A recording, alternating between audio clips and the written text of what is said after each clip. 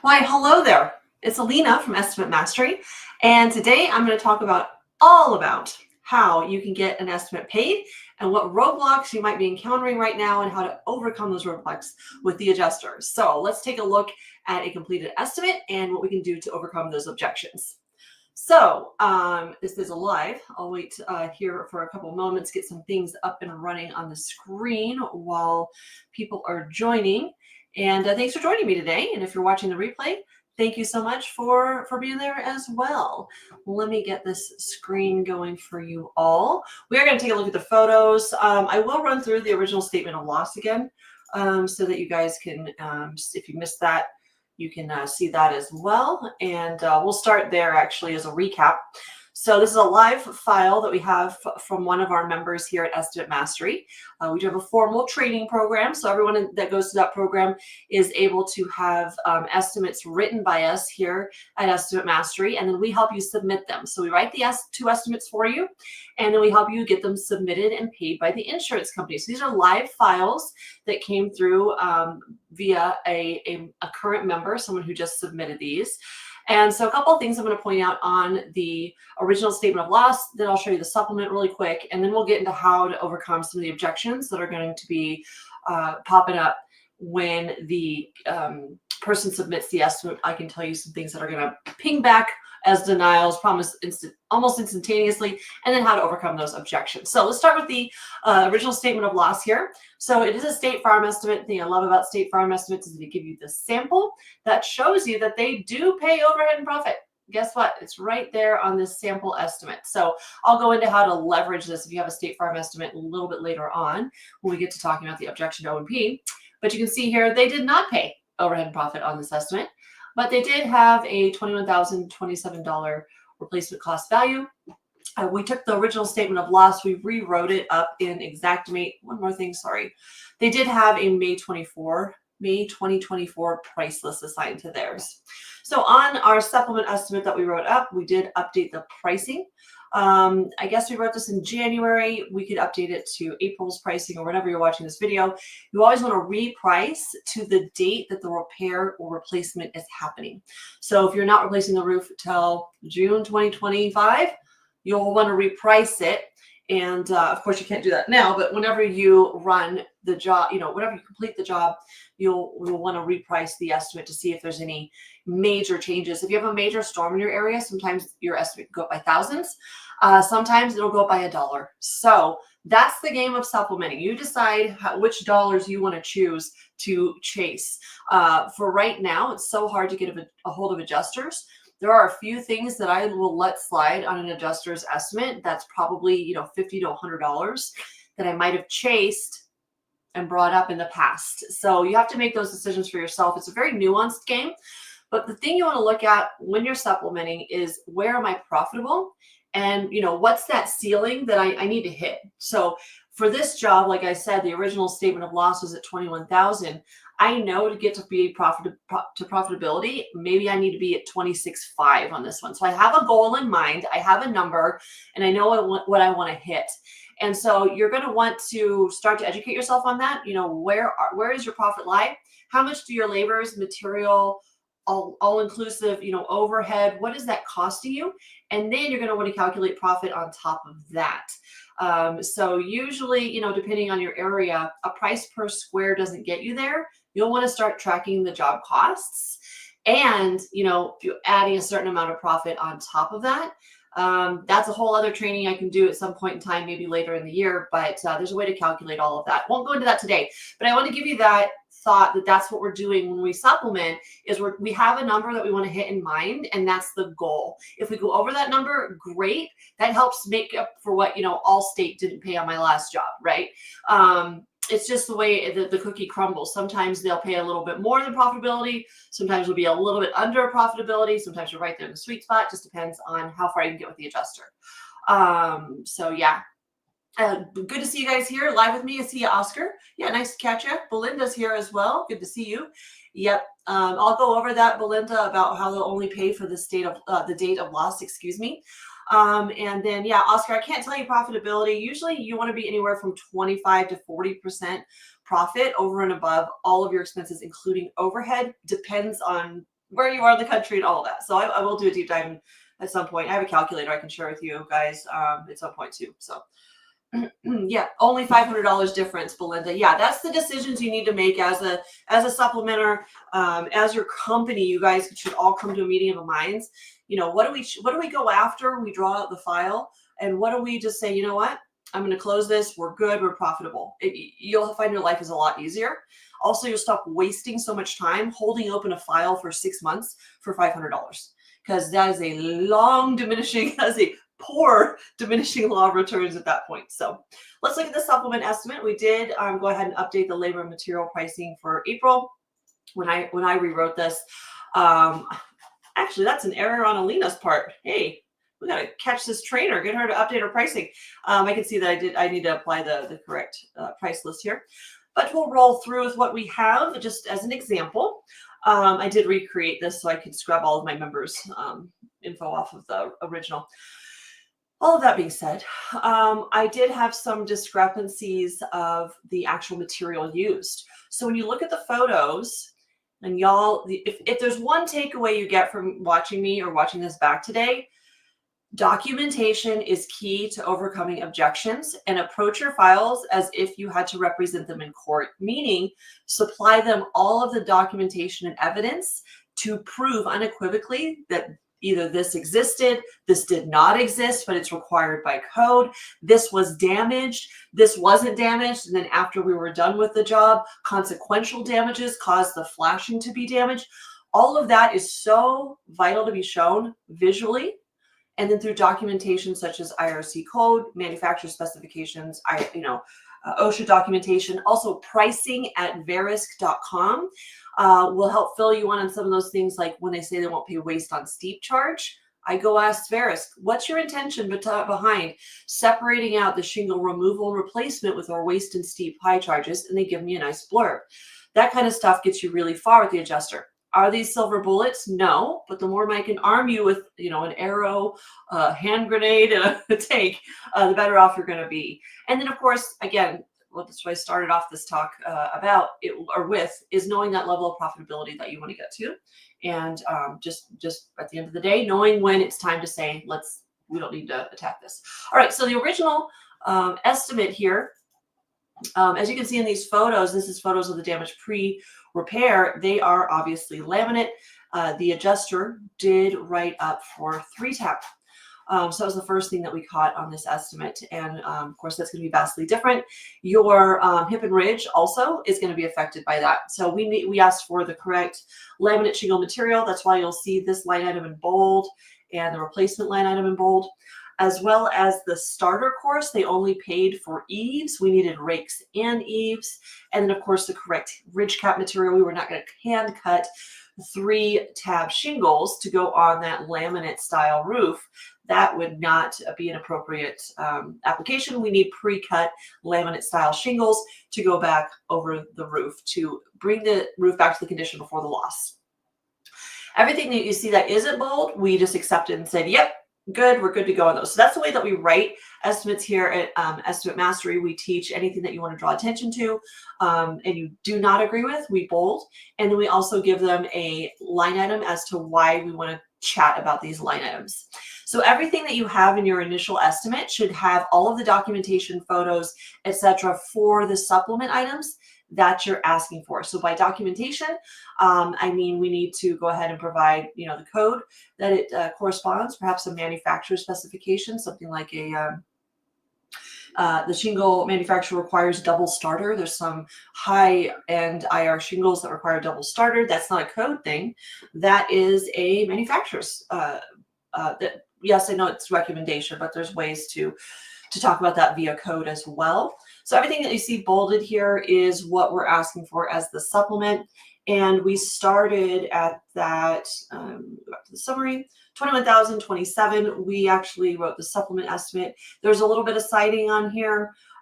We did ask for overhead and profit. We have the reprice to today's pricing, which is April 2025. If you were in June 2025, you want to reprice to that. And then replacement cost value came to 47. So we actually increased this by $26,000. And everything we added to this estimate was completely legitimate and reasonable. But one of the big jumps that you'll see is because they paid for the incorrect material to begin with. They had the 3 tab on their estimate when obviously in these photos, that was a laminate style shingle. So that right there is going to cause a big bump. And then you've got about $6,000 in overhead and profit, the 10 and 10, that you're seeing on the estimate as well. So let's cover a couple of these that I know are going to be immediate, like bounce back denials. First thing is going to be overhead and profit. That is a State Farm estimate. And as I said, on the summary for State Farm, it shows they do pay overhead and profit, right? So they'll come back and they'll say, well, there just wasn't enough trades. It wasn't complex enough. You need 3 trades or more. So what the insurance companies love to do, and people who are trained by the insurance companies, I was one of them. I came into this world through a company called Adjuster Pro. I'll be forever grateful for them allowing me to learn how to train on Xactimate and teach adjusters for hurricane, wind, or tornado. And I used to be in Arlington, Texas, right across from the Dallas Cowboys Stadium. It was a really little strip mall that had their training facility, one of the training facilities that we would teach in. And I would go teach a 3-day Xactimate class, Xactimate 101, and I would say that you need 3 trades or more in order to get overhead and profit paid, because that's what I was told. It came from the remodel and real estate industry. I didn't deal with property insurance before that. I was never a contractor that had to do insurance related repairs. I went straight from being raised by a contractor, knowing how houses are put together at 5 years old. I was holding a drywall pan for dad, to now we're in the world of insurance and I know how things are put together. So I understand in Xactimate, here's the components that we need, but I didn't know the actual rules behind a lot of it. I would just parrot what they told me to say. And, I would also say that, there was something about the waste factor that I got really wrong as well. And a contractor called me out in one of my classes, and it was really like, oh, that's how the real world works? Oh my goodness, I need to learn this better. So anyways, that's why we started Estimate Mastery, is so that I can teach contractors the right way to do this. And in that learning process, the 3 trades or more, the complexity and all of that is just a gray area they're trying to push you into, when there's actually definitions on Xactimate's or Verisk's white paper for overhead and profit. It does say that there is overhead and profit in the estimate for the subcontractor. The line items for labor, material, all that, they have a factor of a overhead and profit for the sub in those line items. But as soon as you add the general contractor, the person who's the umbrella, who's hiring all of the subs and coordinating that work, that is where they draw the line in the sand on that white paper. And they used to have another white paper called the roof pricing white paper. I don't think it's out there right now.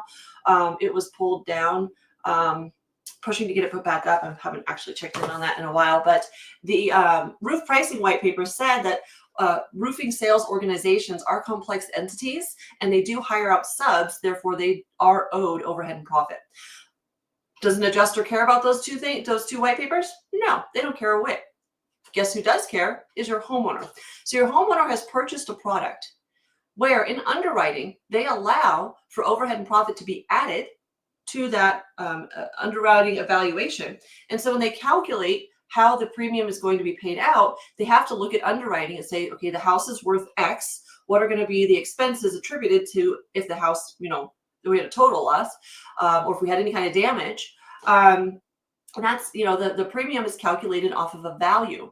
So if the person who purchases a product isn't enjoying the full benefits of that product via the insurance company pocketing the O&P that they should pay out, therefore, if you can get the homeowner, that's just a bunch of fancy language to say, if you get the homeowner on board and let them know that you as the restoration professional are their advocate, and then it's a common practice for insurance companies to underpay claims in the property insurance industry, that shouldn't be a surprise to anybody, because most people have dealt with insurance, whether it be medical or auto related. And so, hey, I'm here to help you get paid every penny that should be paid out. And here's what common practice right now is: they're going to try to pocket what's called overhead and profit on this estimate. It's not like going to Best Buy and saying, I want that TV, and it costing $1,000. way insurance works is we break down everything. We use the same software as the insurance company. And then because I'm subbing out this work, by their rules, I'm allowed to add overhead and profit to the estimate. And your neighbor might be getting it paid because they have a different insurance company. But when I work with State Farm, they seem to always deny it if it's roofing, siding, gutters only. I'm just letting you know, Mr. Homeowner, that when I submit this estimate, the first thing they're going to say no to, and they'll probably call you and say, do you know what your contractor is charging for this roof? I wrote an estimate for $21,000 and they're charging $46,000. So Tom, homeowner, when that happens, hey, you can let them know they already messed up because they paid for the wrong shingle. I can show you visually how they already lost a lot of credibility because they didn't pay for the right shingle. So a lot of new adjusters in the industry, and I don't want to beat up on adjuster friends because I know a lot of people that are really good on the adjusting side of things and very fair. But my job is to help educate the contractors so you can educate your homeowners and be an advocate for them and let them know that there are rules, and I'm playing by the rules as a contractor. I've added the overhead and profit that is due, and it's actually, I don't want to get too far in the weeds. When they evaluate the home for the indemnification and underwriting and all that other fun big words, overhead and profit is factored into those costs. It's a very loud water bottle. So all of that being said, the more you get the homeowner on board and stress to the homeowner, not stress, that's not a good word, impart to the homeowner that the reason they hired you is because you're the restoration professional and you're going to coordinate those subs. You're going to make sure they're not peeing in the bushes. You're going to make sure that their property is well taken care of. You're going to make sure that the subs are well taken care of. You are there to make sure they don't let the dogs out of the yard or squish, your kid's bounce house or whatever is on your property. That's why you hire a restoration professional and don't just hire subs as a homeowner, so that I can coordinate the job for you and take care of you. So we actually have a homeowner letter that we've written. In fact, if you want to throw all that verbiage that I was just talking about into ChatGPT, I could write something very formal for you. But the homeowner is the one who will need to go ahead and submit that to the adjuster. They do need to be involved if you're going to go down that road, saying, I feel it's unfair and it's above my pay grade. That's why I hired a contractor, is so that I don't have to coordinate. And now you're not paying my guy for coordination. I feel like that's unfair. Show me in my policy where you do not pay for overhead and profit for the GC. And that really is the language. Now, do you as the contractor ever want to cite policy, interpret policy, or talk policy with the adjuster? No. But the homeowner can discuss the product they purchased all day long with that homeowner. So, yeah. All right, so that's the big one, is overhead and profit, because that's 20% of your estimate right there that they want to deny, right? And then you're going to get into the little, the weeds of flashings they don't want to pay for because they're not directly damaged by hail. Well, when I remove the shingle, consequential damage, that's the word, consequential damage. When I pull that nail out of that shingle, the flashing has been nailed through. Per IRC code, I'm not allowed to reuse that flashing. Okay, so you need to learn code and lean on code. And that brings me to, yeah, nice, Brenda. I would like to see him be out there and okay, right here. This is a big one. There's the 10% of adjusters that will just never pay. It is what it is. And so what I'm going to do is say, you know what? Since you're not going to pay my overhead and profit, and I had to make sure the subs didn't pee in the bushes, pick up all the trash, make sure that the dog didn't get laid out, make sure that everything went on, they didn't fall off the roof and kill themselves. Human life is pretty important. Let's get these other line items paid. Since you don't find me to be valuable, the line items speak for themselves, right? That's what I would lean on that, and I'd get a little crunchy with them. Anyways, there's a 10% of adjusters that just will not budge. Here in Salt Lake City, where I live, we were doing supplementing for a local company. There was a field adjuster for State Farm. No matter what case I made, no matter how much the homeowners leaned on him and threatened to take him to the Department of Insurance, he would never supplement. I'd wait 60 days. It would go inside the company to Team 92. I'd call them up. I would get everything paid. I just learned how to play the game. There's so many nuances to this. It's not black and white. And that's why I love talking about it, because there's so many just little levers that you can use to swing big doors if you are in certain scenarios. And again, I was explaining it this way. We've got our homeowner, lovely person. They have a contract with the insurance carrier, okay? Then we have our homeowner, and they have a contract or policyholder if you work commercial, then there's us, the contractor. They have a contract with us. We're trying to go over the person who's in control and has the contract and who's purchased a product to talk to the adjuster out of necessity, because the homeowner shouldn't have to go through the rigmarole. But the more you can become an advocate for the homeowner and let them know, hey, I wrote this estimate up using the same software as the insurance company. I'm a restoration professional. I'm a licensed GC in Tennessee. Here's my license number. Here's how the insurance game is played. They're trying to protect their pocket, but I want you as the person who purchased this product, who purchased this premium, to get paid what you should on this job, because they shouldn't shortchange you. You've had, State Farm for 30 years. You've been paying your premium every single month or every single year. Sorry, insurance companies. Property insurance is paid yearly. And so therefore, if we can write this letter together and submit it to the adjuster, would you be open to that? I would love to advocate for you. So that's really getting them on board. And again, as much as you have 10% of the awful adjusters that just are so wrong, and they take it as you're beating up their ego when you're not, you're just like, this is what it costs. There's also 10% of homeowners that are just awful and won't help you as well. But most people are reasonable if in your sales presentation you say, I'm your advocate. I want to help you get paid for the product that you purchased. Here's how this is going to work. I may lean on you to submit a letter or call your agent if we get up against it with the adjuster. They can also request a reinspect. And if it gets really bad and you have a non-responsive adjuster, you can also request a new adjuster be assigned if it's not on a team. So, yep. There we go. Tim, gosh, I love you. One of the claims, it wouldn't budge on overhead profit. I think I could show these. Yes. All right. Wouldn't budge on O&P. I took it off, added a bid item for miscellaneous fees for the same amount, and they approved it right away. What's interesting about what Tim said here is that a lot of times, if the adjuster tries to send up their estimate with O&P on it through what's called exact analysis, it'll flag it and bounce it back down, and the adjuster cannot submit it for payment, get the check written, and close their file.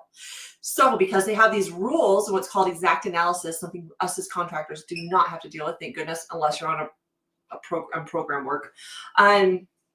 Exact analysis can cause that estimate not to be submitted to go get paid for them to close their claim. And that's where they get real frustrated, because they literally cannot submit their estimate because there's rules inside policy, Allstate, State Farm, whatever, whoever you want to talk about, that they just will not let them submit that unless they have X amount of trades.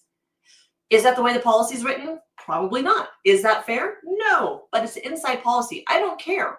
I would do something like what Tim just did. And when he made it a miscellaneous item and said job cost project management, I'm not sure, Tim, if you want to share with what you called that miscellaneous item, but that can allow the money. I don't care where the money comes from. The people who die on the hill of overhead and profit, be creative and try to find something else, but don't ever be fraudulent. We're never going to ask for temporary toilets that were never on the job. We're never going to ask for a generator that we never used. That's not what I'm saying. But on our estimates, what's interesting about exterior work versus interior, in fact, let me pull up Xactimate really quick and I'll show you this. On a room, get back to you guys. On a room, on an interior, they have what's called a final clean. So let's say we're painting, just hang in here with me for a second. Let's say we're doing drywall and doing the walls and ceilings. Then we're going to paint SP, private paint. Okay. After this, these are added. You can go to your supporting events, and I know it's probably really small on your screen, but you can see it says right here, labor assumption is based on an 8-hour a day with 5 minutes planning, 60 minutes total drive time, 20-minute breaks, 40 minutes setup and cleanup of tools and equipment, debris removal, and floor sweeping and vacuuming in immediate workspace. This is what's important. 40 minutes setup, cleanup of tools and equipment, debris removal, floor sweeping, or vacuuming in an immediate workspace, independent of any final cleaning at the end of the job, if warranted. And let me see if I can get it to show. There we go. Okay, so it has that for everything, even roofing. Okay, it includes, yes, you're right, it does. It includes debris removal. You're right. It includes us cleaning up the immediate workspace, but that's independent of any final cleaning at the end of the job. So when I go to the interior and I type in my final cleaning, I can usually get this paid most of the time if the adjuster knows what he's doing. if I show you the click for detail, it'll say here on a final cleaning for the interior, the labor for the supporting events within each line item, which I just showed you, that was the supporting events up here. The labor included here in the supporting events are intended to be inclusive of general cleanup performed by each trade for that activity and are not representative of any final cleaning at the end of the job that usually includes . Okay, so if they have a final clean for the interior, why don't they have a final clean for the exterior? Because when you go to the roofing portion of the supporting event, it has the same exact labor included for immediate cleanup. So that's what we do, is we ask for a final cleaning of the job on our exterior jobs because it's available for the interior. We just don't have a line item for it yet. That happens. They didn't have a line item for the second layer, third layer, fourth layer of felt for a long time. So that's some of the stuff that it's completely warranted, and I do my research and I'm able to back it up with my click for details. You can actually include your click for detail. Let me show you this really quick. I canceled that. I don't know why I did that. Or was I showing you the right screen? Amanda, will you let me know if you could see exactly when I did that? I probably didn't. Sorry, guys. I have two screens and sometimes I get really there. Okay, where I was right here, supporting events. And this is the labor that I read. Yeah, sorry, Belinda. Oops. That's a user error. So here's the supporting events. It talks about the immediate debris removal, floor sweeping, vacuuming, immediate workspace. For RFG, it says debris removal, floor sweeping, vacuuming, immediate workspace, independent of any final cleaning. When you go over to the final clean for the interior, this is the click for detail that shows you the labor and the supporting events that I just showed you, intended to be inclusive of the general cleanup, but not the final cleaning. So on our estimate, we will ask for final cleaning. Let's see if I have it right here. Final cleaning of the whole workspace. And so what you can do is you can take the click for detail that I just showed you, and actually you can go ahead and go to line item edit options and go add item info note. That'll add that whole click for detail to that line item. And then I can copy and paste whatever I would like to copy and paste out of there and use on a separate line item, save it as a note template. You can do that as well. Really helpful for, pointing out that this is a roof stock price. A lot of times they will say that something is when you have hand delivery that shouldn't be paid for. Well, it says in the removal and replacement of shingles that it's a roof stock price that they have sourced. Those kinds of things. I love adding the line item note to those kinds of line items. So lastly, I did want to go over, so you've got just the overall intent of Xactimate. The reason we use it is because it's the same, used by 85% of insurance companies, and we want to use the same pricing, yada, yada. Let's go over reprice really quick, and then I'll give you a breakdown of the 3 types of documentation that are most effective, and then we'll call it a day. So reprice, basically, I can't go back to January 2024 and buy my gas. Gas may not have been that cheap back then. So, but you get the idea. The insurance company is in your policies. Again, don't talk policy with the adjuster, but I like to talk about the concepts behind the policy. As long, you never want to talk about policy with the homeowner or with the adjuster. You can read. You can be a human being and read a policy and see what's in that but you cannot interpret or guide but as a human being, you can read what's in the policy. Where am I going with that? The policy is intended to identify the insured back to the condition they enjoyed before the loss. So can I go back and buy shingles in January of 2024? I cannot. So the actual responsibility of the policy is to pay for what the cost is incurred at the date of repair. And usually that's written into the policy. There are some funky policies coming out now that have really weird language.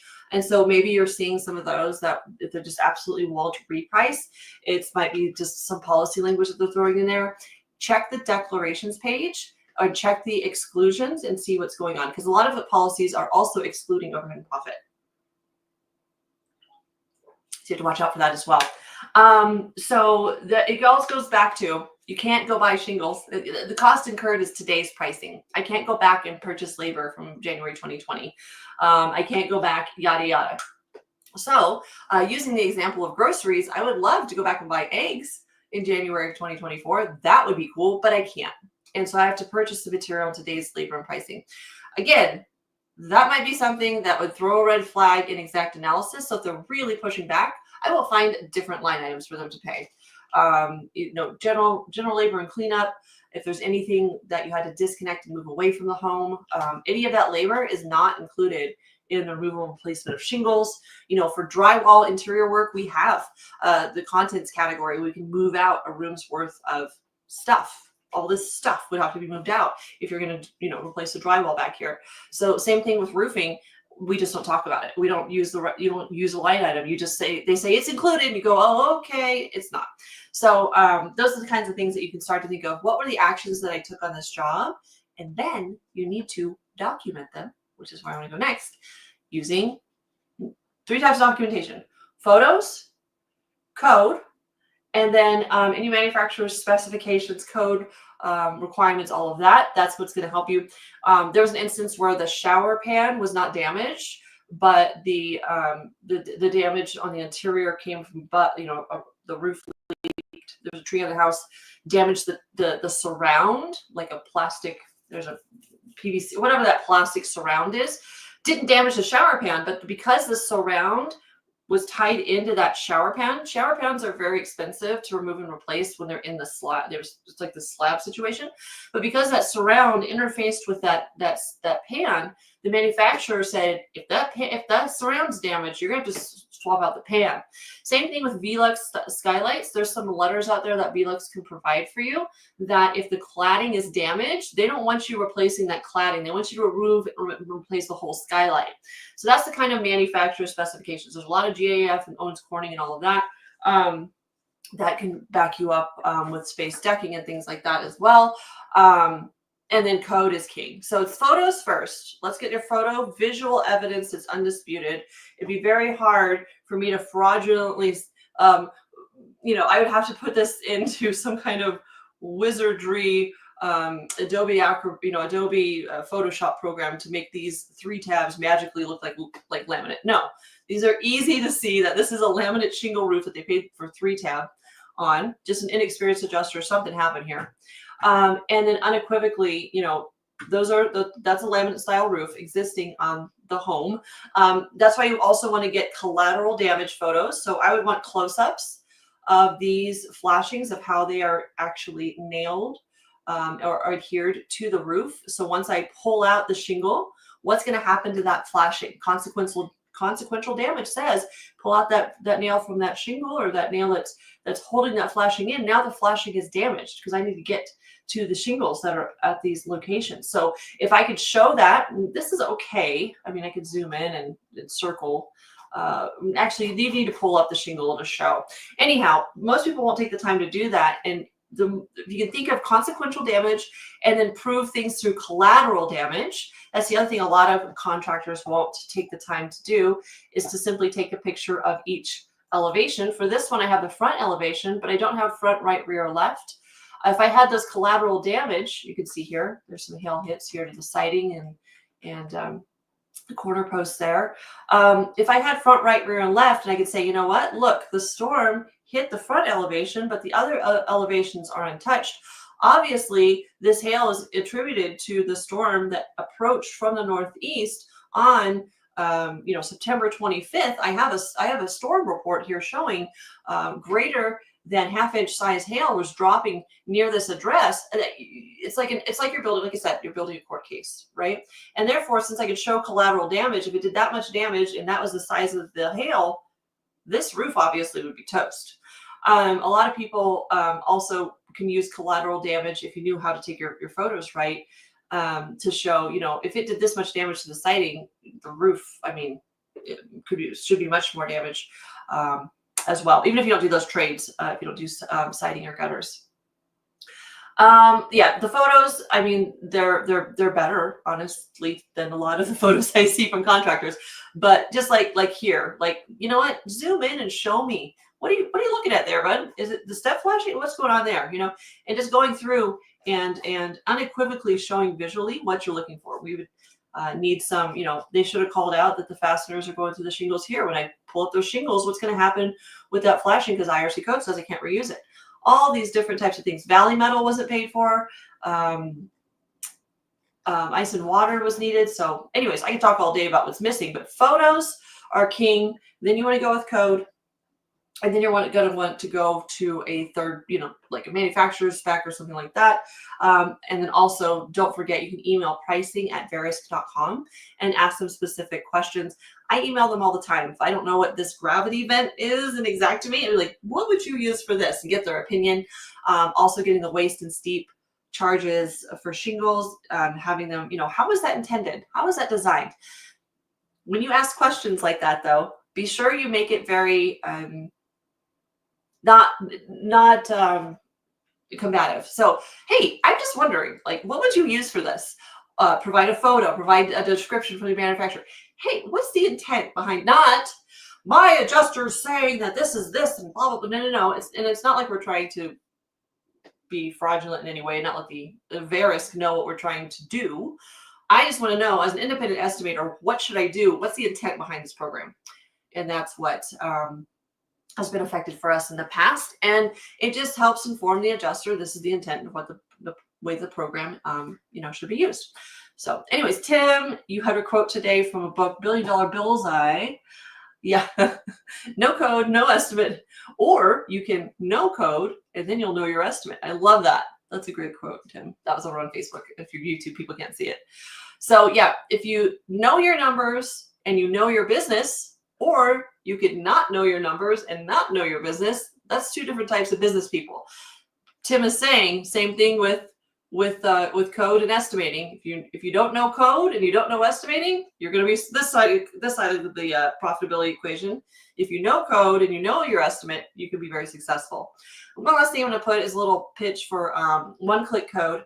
There are friends over there that provide code reports that are fantastic.